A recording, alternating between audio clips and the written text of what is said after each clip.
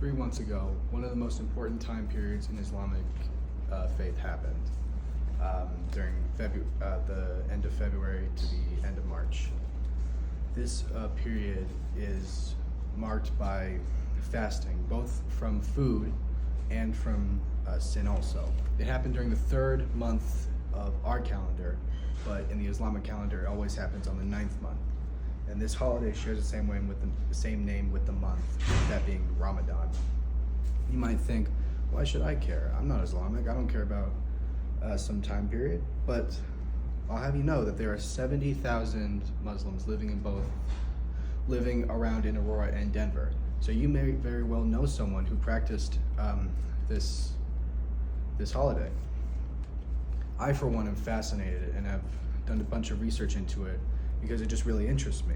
I think it takes a lot of self-control to avoid food and water for that long, but also I think it's a great way to disconnect yourself from both reality and also get in touch with either God, or if you're not religious, then get in touch with yourself. So to talk about Ramadan, we both need to go into the history of it, and we need to talk about, what are the rules? How do you practice it? So the history of Ramadan began when the Prophet Muhammad went to the cave of Hira. That's the cave of Hira. And the angel Jibril came down and talked to Muhammad. And he introduced the first words of what would later be known as the Quran, which is like the Islamic version of the Bible. It's a holy book that they read, and it tells them all the rules. Over the next 23 years, however, Jibril also showed the 5 pillars of the Islamic faith. These are different rules and events Muslims must do in order to show their faith in Allah, that being the God of the Muslim faith. One of these pillars, the 4th pillar, is called Sawm. That's S-A-W-M. That means to fast.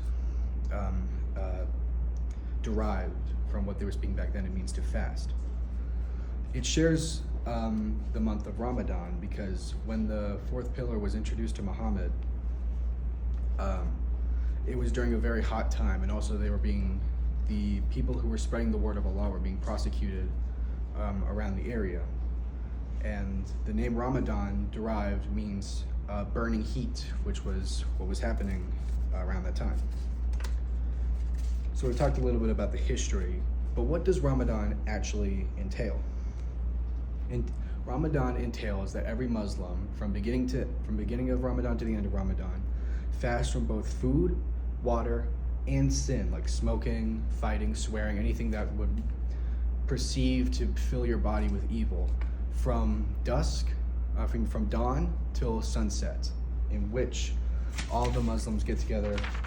Well, I guess every Muslim you would know would get together in a big feast at the end of each day. But from dawn till sunset, you're not allowed to eat or drink anything.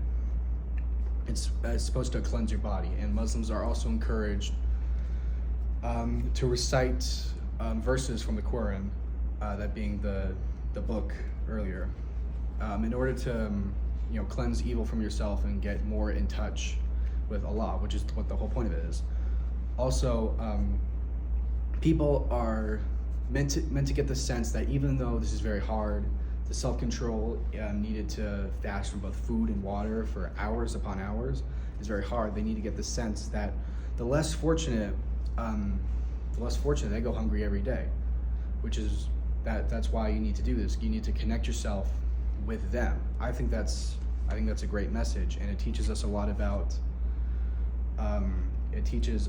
what people who are less fortunate than us would go through at a given day. And I think it's very fascinating that every Muslim must go through this every year. I think that must take a lot of self-control.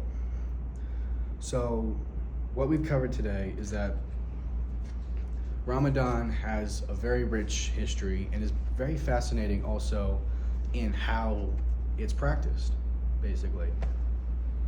And that's really one of the things that it's not just Ramadan or even Islamic faith. There are customs and holidays and traditions all around us that we miss so easily But if we just do a little bit of research into them, we could find that they could be fascinating and could even teach us something that we might want to introduce into our life.